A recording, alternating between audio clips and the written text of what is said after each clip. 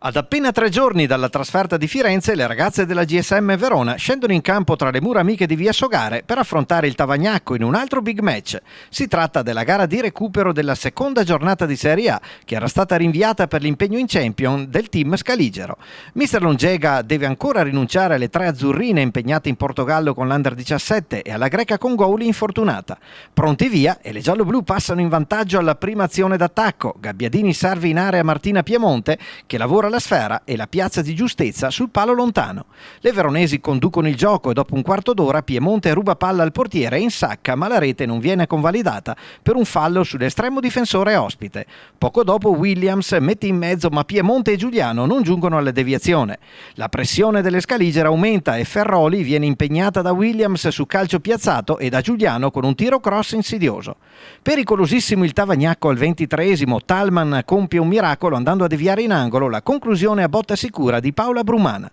Bravissimo anche il portiere friulano Ferroli, che va a toccare in angolo il pallone calciato da Giuliano. Al 28esimo angolo battuto da Williams per la perfetta incornata di Federica Di Criscio, che insacca il pallone del 2-0. Nonostante il doppio vantaggio è ancora il Verona a fare la partita e Martina Piemonte si mangia l'opportunità per il tris calciando tra le braccia di Ferroli il pallone servitole da Giuliano.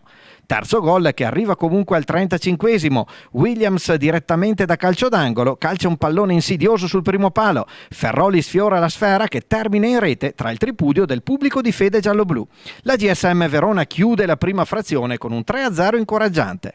In apertura di ripresa il Tavagnacco ritorna in partita con la rete di Sardu, che di prima intenzione batte Thalmann con una conclusione ad incrociare. Le friulane prendono coraggio e ci provano con il doppio tentativo dell'ex camporese, mentre sull'altro fronte Bruinenberg chiama all'intervento Ferroli.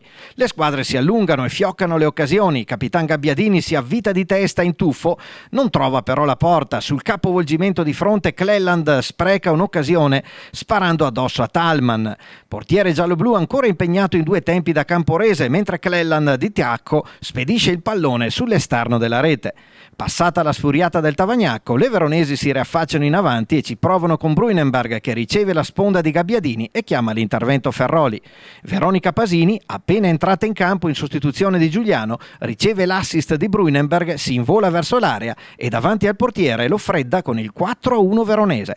Al 36esimo Thalmann sbaglia l'uscita e Cleland riaccende la fiammella della speranza udinese appoggiando in porta il pallone del 4-2.